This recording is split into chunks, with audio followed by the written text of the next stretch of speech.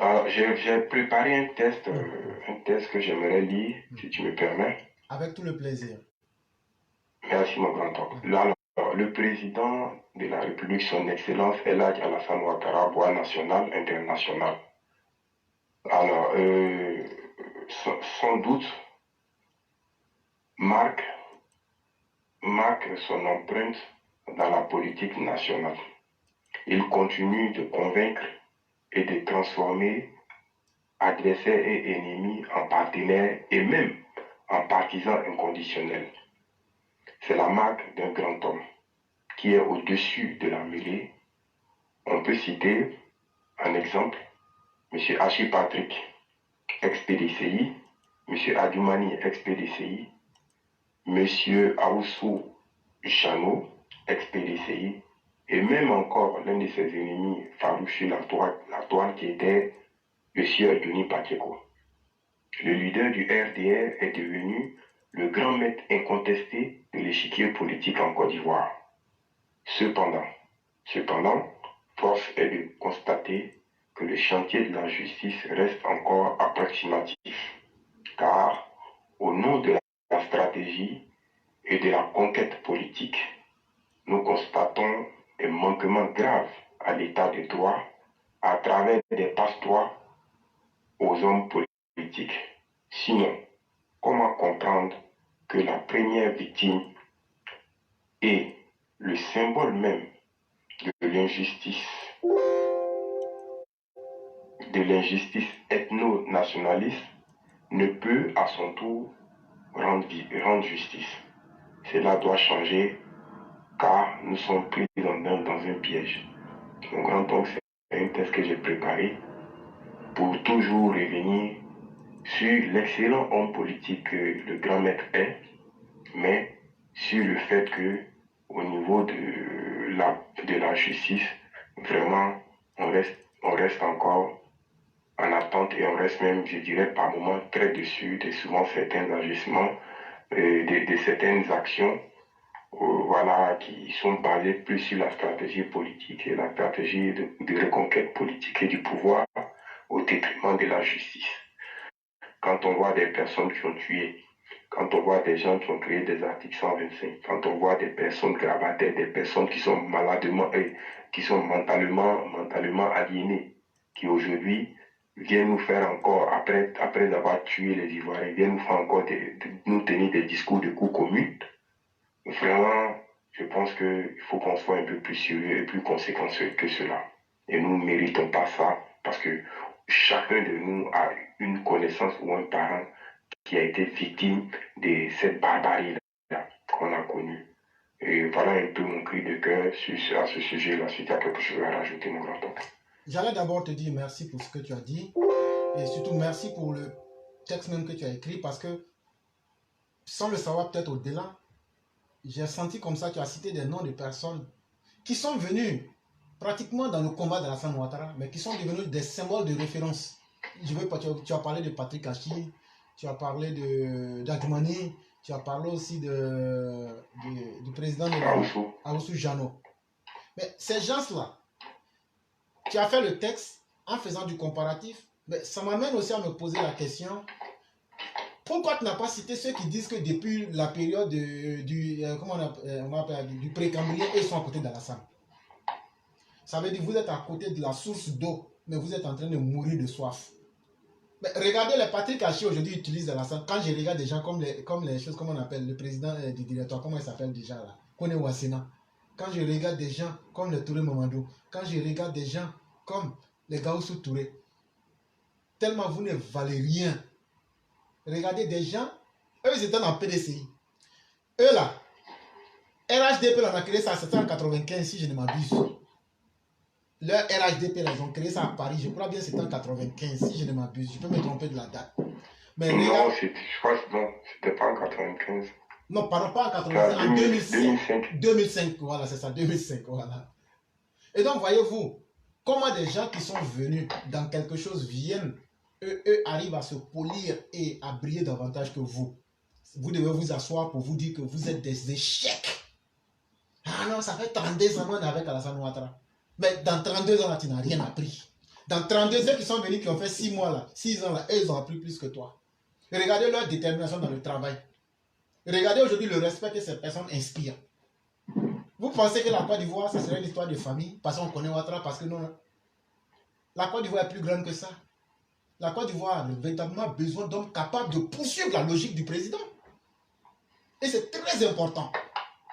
Et si vous pensez que c'est votre ancienneté dans le parti qui va faire de vous ce que vous êtes, c'est le plus gros piège que vous avez mis en face de vous-même.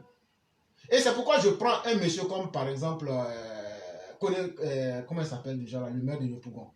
J'oublie son nom. Tellement il ne valent rien, on oublie leur nom facilement, hein, tellement il ne valent rien. Ça dit que c'est des gens même... Connais Gilbert Kafana. Voilà. Tellement même, ils ne valent absolument pas le poids d'une graine de moutarde. Ça fait qu'on fait vite de les oublier. Mais c'est très dangereux.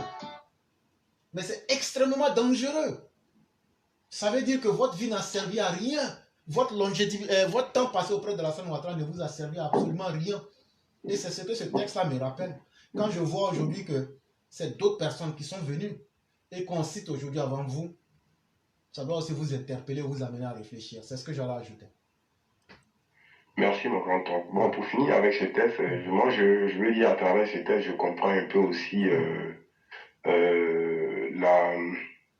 le rapprochement de Adama Bictogo, du président de l'Assemblée nationale, M. Adama Bictogo, avec les opposants.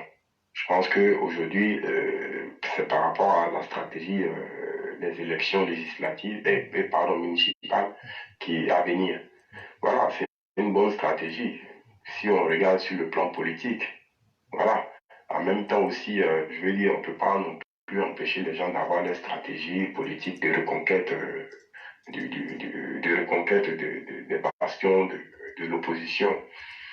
Mais je pense que, voilà, là où moi, je n'arrive pas encore il y a certaines choses que je n'arrive pas encore à accepter, c'est le manque de justice. C'est le manque de justice parce que il faut qu'on arrive quand même, au-delà de tout ça, de donner l'exemplarité. Parce que si on ne donne pas l'exemplarité, croyez-vous que, franchement, le débat qu'on mène aujourd'hui sur cette vieille sorcière, là, cette Caraba-là, vous pensez que si aujourd'hui on était dans un pays où la justice était vraiment respectée scrupuleusement, des aventuriers, des personnes perdues comme les Peter 008 ou 009 là, ils allaient pouvoir tenir ce genre de propos? Pas du tout. C'est pas possible. Mais il y a un certain laxisme de la justice qui fait que, comment un grand homme comme son excellence, le Pygmalion, les gens peuvent se permettre même de sortir son simple nom comme ça dans sa bouche, dans leur soi-disant bouche là. Et puis, on se permet, mais tu le dis, tu le répètes. Autant des babos là, lui, il ne donnait pas la chance aux gens d'aller en prison. Mais qui osait parler de lui? Qui osait parler en maths? Même pour T-shirt, même à la fin, même. Qui pouvait prendre ce courage-là de porter ça? Mais on est là. Le vieux, il est peut-être gentil, il est peut-être affable. Mais quand même, ceux qui sont autour de lui, ils doivent respecter les choses. Ils doivent faire respecter la loi. Bon, l'autre moment, je ne vais même plus parler de lui parce que je le dis, il n'y a pas de ministère de la justice. Voyez? Et c'est vraiment dommage. C'est vraiment, vraiment dommage. En tout cas, stratégiquement, politiquement, il y a un grand homme de la sous-région qui me disait il y a quelques jours, il dit, votre président est un homme très, très, très, très brillant. Un homme très brillant. Il dit d'ailleurs, il me l'a dit comme ça, il dit d'ailleurs, il pense que c'est le seul homme politique vraiment brillant en Côte d'Ivoire à l'heure actuelle. Bon, tout le monde le voit. Comment est-ce que c'est soi-disant adversaire, le président Ouattara, son excellence, n'a pas d'adversaire. Il n'a pas d'adversaire politique. Et on voit comment est-ce que il a arrivé à se mettre au-dessus. Il est toujours au-dessus du lot. Je viens de le dire dans mon test. Mais vraiment, cette justice-là, on attend jusqu'à la dernière minute qu'on soit vraiment, qu'on ait une agréable surprise, quoi. Mais je sais qu'il nous entend, je reste positif et j'ai totalement confiance en lui. Je sais que avant son départ, si Dieu lui prête longue vie, on va s'embrasser, on va crier Woye, vive, vive ce grand homme. Ah, mon grand oncle, sur ce sujet, ce que j'aimerais dire. Merci beaucoup. Si je peux me permettre de continuer, oui, mon grand tu oncle. peux continuer. Et Merci. effectivement, tu as été vraiment très sobre parce que tu n'as pas tout dit. Et ça, c'est déjà une très bonne chose. Et j'ai dit qu'Alassane Ouattara finira toujours grand. Parce que grand, il a été, grand, il restera. Parce que ceux qui connaissent la vie, tu sais, ça me rappelle un hadith en islam, hein, où il y avait une dame, elle avait soif, et elle va au puits, elle arrive à prendre de l'eau à boire. Et après, elle, il y a un chien qui vient s'arrêter. Mais le chien, et la dame s'est dit, mais si le chien a boit du puits, c'est vrai que Dieu n'a pas donné le don du langage aux animaux, c'est que ce chien doit être dans l'état dans lequel moi j'étais, il doit certainement avoir soif. C'est ça. Et elle a puisé de l'eau et elle a donné à cet animal-là. Et cet animal-là a bu cette eau-là. Et est-ce que tu sais qu'au nom de cette simple action, Dieu a sauvé cette femme des flammes de l'enfer? Parce qu'en réalité, c'était une prostituée. Ouais. Mais ce que je veux dire, ce n'est pas parce que quelqu'un aujourd'hui est une prostituée que la personne est condamnée. Ce n'est pas ce que je veux dire. Ou même que les prostituées sont de mauvaises personnes. Ce n'est pas ce que je veux dire. Ce que je veux démontrer simplement, c'est que si un être humain est capable d'obtenir la grâce de Dieu en aidant un animal, que vaut donc un homme qui a aidé des milliers d'hommes? Effectivement. Parce que diriger un pays, on crie là, c'est pas facile, hein? Entièrement d'accord.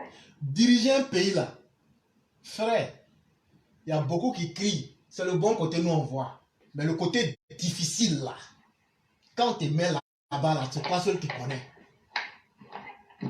Mais quelqu'un qui arrive, surtout dans les temps aussi incertains que les nôtres, où on est envahi par le terrorisme, où on est envahi par des idéaux, par des idéologies extérieures comme aujourd'hui les populistes et autres, où on est envahi avec une guerre par procuration à travers le monde, et où on est confronté à une réduction même des réserves de survie de la terre. Parce qu'actuellement, tu sais qu'on vit à crédit là, sur la terre. Voilà. Les ressources naturelles là, telles qu'on les consomme là, c'est-à-dire que dans 100 ans, notre espèce risque de ne plus survivre. Mais, voilà. Mais vous pensez que c'est des Laurent Gbagbo comme ça qu'on va prendre pour réfléchir sur ces questions-là? Non. Je ne sais pas si les gens comprennent ce qu'on est en train de dire, Yann. Je ne sais pas si les gens comprennent peut-être le niveau du débat. Un homme aujourd'hui qui doit être président de la République, quand vous voyez la France, les États-Unis, la Russie en train de dire qu'ils aiment les Maliens, ils aiment les Burundais, mais ils aiment les Ukrainiens, c'est faux. Les Américains n'aiment pas les Ukrainiens. Les Français n'aiment pas les Maliens. Et Dieu n'a pas dit et fait une obligation que quelqu'un aime son ami. Mais Dieu a fait d'une obligation sa survie. L'impératif de survie est un droit. Ça veut dire quoi? Si je dois mourir là, ce qui peut sauver ma vie là, j'engage cette réalité pour survivre. Et on ne peut pas m'accuser pour ça. On appelle ça l'impératif de survie. Sartre a bien parlé de ça dans son livre. Voilà, voilà. Et donc c'est pour dire que ces États-là, quand ils viennent, malheureusement pour les naïfs comme les Maliens et autres, qui ne veulent pas se réveiller de leur sommeil, ils viennent parce qu'ils savent dans 100 ans ce qui va arriver. Il n'y aura plus d'eau douce. On ne va plus utiliser le pétrole là pour voyager. Le monde ne va plus fonctionner comme de la manière il est. C'est cette guerre-là qui est en train de se faire en 2022 là. Donc chacun cherche à se positionner. Et nous, on est assis avec des présidents, comme il vient de mon village là, comme quand on s'en va au meeting là, il nous fait rire. Oh mon Dieu, comment toi tu t'en vas pour rire à un meeting? Tu donnes ton avenir et l'avenir de tes enfants à quelqu'un, et puis tu dis non, comme il nous fait rire là, c'est pourquoi on est derrière lui. Quelle calamité! Quel malheur! Et on réduit le débat à sa plus simple expression en disant non, non, non, de toute façon là, nous on aime, c'est le fils du pays. Mais ce fils du pays là, est-ce qu'il va assurer ta survie et la survie de tes enfants et de tes arrière-petits-enfants? C'est ça la vraie question qu'il faut poser aujourd'hui. Et donc, plus tu vas développer ta nation, et plus tu vas être capable de t'affirmer et de dépasser d'autres nations, ça veut dire que tu seras parmi les nations qui ont le droit de citer et de pouvoir exister. Aujourd'hui, le développement que la Côte d'Ivoire a enclenché là, quand on vient dire l'après Ouattara nous inquiète là, chef, on va vous dire la vérité. moi, mes enfants et moi, là, si c'est gâté, là, nous, on reste en Amérique. D'une manière, si on dit de dire les fafa, là, on s'en fout de quoi d'Ivoire. Ici, là, aux États-Unis, là, même si tu veux, tu ne travailles pas. Le gouvernement va te nourrir, loger, tout. Tu manges même bien que ceux qui vont là-bas. Ceux qui vont travailler. Mais ce n'est pas une vie digne. Mais laissons ça. Mais ce que je vais vous dire là, tout ça là, si tu vois qu'eux ils arrivent à faire là, c'est parce qu'on allait voler assez de pétrole en Irak. Quand on a dit que Saddam Hussein avait arme de décision, nous on savait que c'était faux. On allait, on l'a liquidé et puis on a volé leur pétrole. On a gardé ça ici. Donc même dans 100 ans, les États-Unis n'ont pas besoin de pétrole. Ah, alors le cours a augmenté, le cours, c'est pas notre problème. Mais pourtant, les États-Unis continuent de faire la conquête. Et ils sont devenus tellement malins qu'aujourd'hui, écoutez très bien ce que je vous dis. Avant, ils faisaient des guerres, ils déployaient des moyens. On tue leurs soldats, ils font des grosses dépenses, ils disent non, vous savez ce qu'on va faire? On va créer des mouvements de réaction dans les pays là. Écoutez très bien ce que je vous dis. On crée des mouvements de réaction. On donne des moyens militaires à ces personnes. Là où on devait dépenser 100 millions, on donne 1 million de dollars. Ah, on dit non, il y a un groupe qui est là-bas, qui n'est pas d'accord avec tel pouvoir, c'est comme ça, eux sont là-bas. Et donc, division. Dès qu'il y a division, on peut donc s'installer, on crée des systèmes. Voilà comment le monde fonctionne. Et au moment où vous êtes en train, soi-disant, de vous combattre, eux viennent, ils exploitent les ressources et les réserves dont ils ont besoin. Toi l'Africain qui est fier de dire que c'est chez toi que Dieu a mis toutes les réserves mondiales. Mais ces réserves mondiales sont en train de disparaître au moment où tu ne t'en rends même pas compte. Et tu ne sais pas que c'est la faiblesse de tes dirigeants. C'est l'incompétence de tes dirigeants qui te met là. Comme, voilà un cas palpable du Mali. Voilà un pays qui est congelé dans l'histoire. C'est-à-dire depuis... Non, mais regarde, quand tu mets quelque chose au congélateur, qu'est-ce que ça devient? La glace finit par prendre le dessus. Mais dis-moi, depuis 2020, donne-moi un seul élément de développement au Mali. Que ce soit en termes de développement humain, que ce soit en termes de développement vis-à-vis de l'extérieur, que ce soit en termes de développement idéologique, que ce soit en termes de développement politique, il n'y a absolument rien. Et ce pays-là se complaît dans cette situation-là comme ça. Mais demain, quand ce pays sera dépassé par les réalités que je viens de dire, mais qu'est-ce que vous voulez? Le peuple va être la victime. Et il n'y a pas de pitié dans ce monde, chers parents. Et donc, quand vous regardez à contrario un pays comme la Côte d'Ivoire, qui développe les infrastructures, qui développe les moyens de communication, qui développe même tous les éléments en termes de développement humain, ça veut dire que naturellement, demain, là, nous, on va coloniser les pays qui sont en train de faire coup d'État actuellement. Ce que les Blancs nous font là, nous, on va faire ça sur les autres. Nous n'ayons pas honte de la réalité. Quand notre survie va nous engager à nous affirmer sur ces personnes-là, on ne va pas hésiter. Et c'est ce chemin-là qu'Alassane est en train de nous montrer. Il y a des choses qu'on ne vous dit pas un coup comme ça. On n'a jamais vu les derniers commander les premiers. C'est les premiers qui commandent toujours. Et tant qu'on ne va pas choisir nos dirigeants sur la base des compétences et sur la base des programmes, c'est ce que le père Alexis Diet disait. Les opposants ivoiriens ne peuvent pas vous produire un programme. Comment toi tu dis à quelqu'un qu'il faut conduire une voiture mais il n'y a pas de code à respecter? Il faut rouler seulement. Parce que tu as déjà vu Vaudi, il faut rouler seulement. Mais tu connais la suite. On ne peut plus diriger avec des gens faibles. On ne peut plus diriger avec des gens qui étaient des criminels. On ne peut plus diriger avec des gens qui font rire. Chers Ivoiriens, prenez conscience, c'est vraiment important.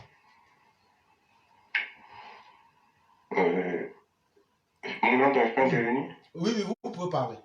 Oui, merci beaucoup. Je pense que c'est à travers ce que tu viens de dire, c'est ce que tu as dit tout à l'heure en parlant d'impératif de survie.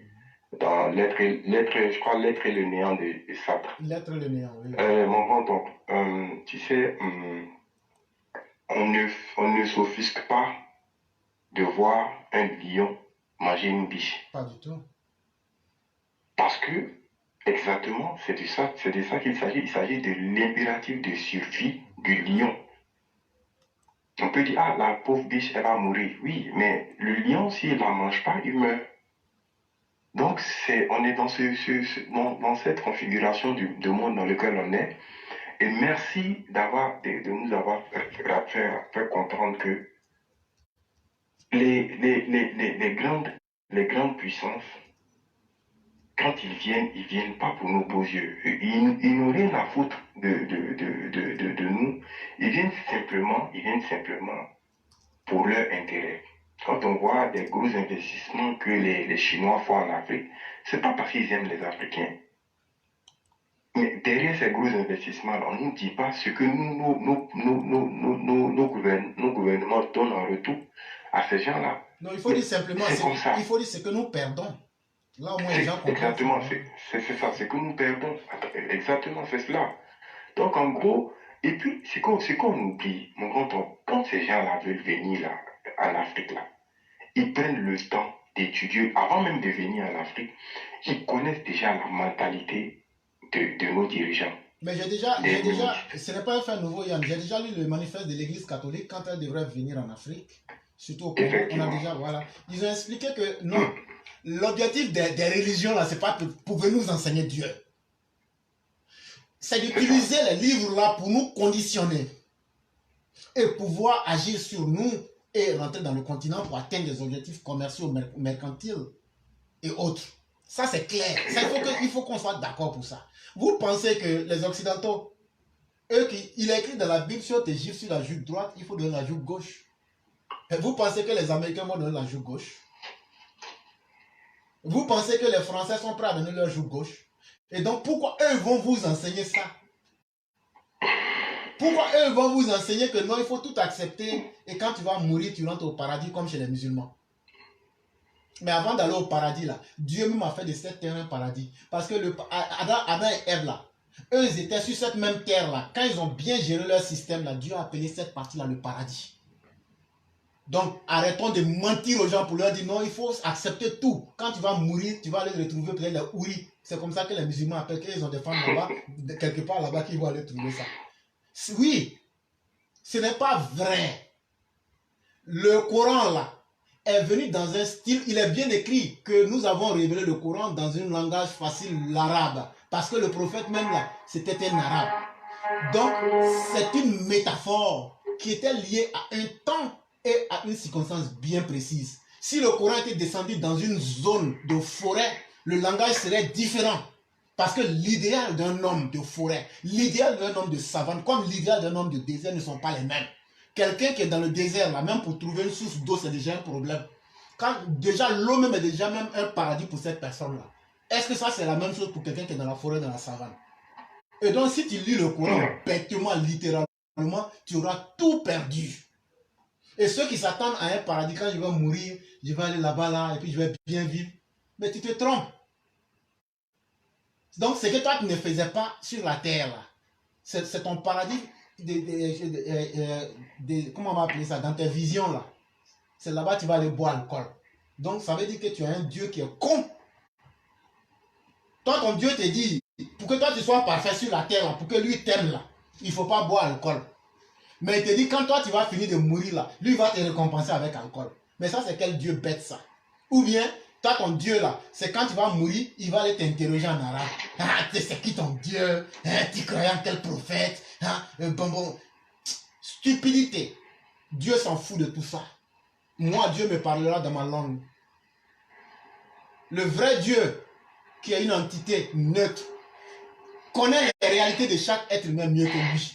Et traitera chacun selon ce que lui-même connaît de chacun. On ne va pas traiter un père de famille selon le code des lois des humains. Parce que c'est lui-même qui a écrit là. Quelle que soit la beauté d'un texte humain, là, il y a des réalités qui lui échappent. Mais Dieu, là, lui, connaît tout.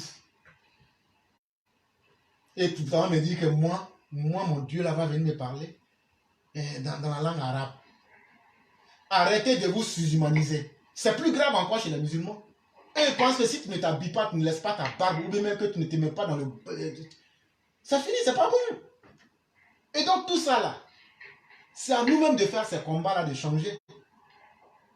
Le prophète, on a vu toute l'histoire du prophète. Il a dit, il a défini ce que c'est qu'un musulman. À la Mecque, avant d'aller à Médine, qu'on appelait Yatrib, là, il a défini. Quand ils ont fait le premier recensement des musulmans, là, ils ont demandé.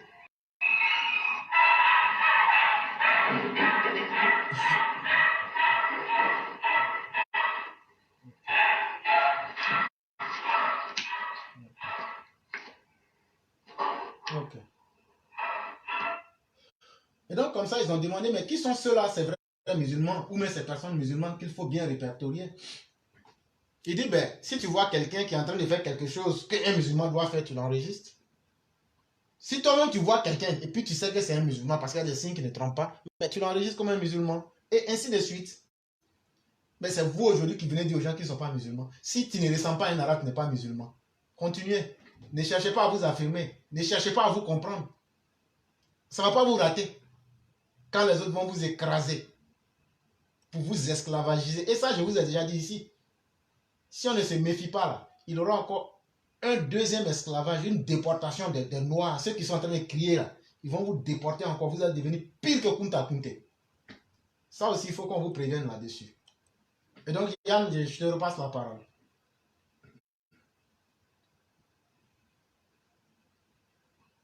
Oui, merci mon grand oncle. Bon, j'aimerais juste finir avec deux thèmes.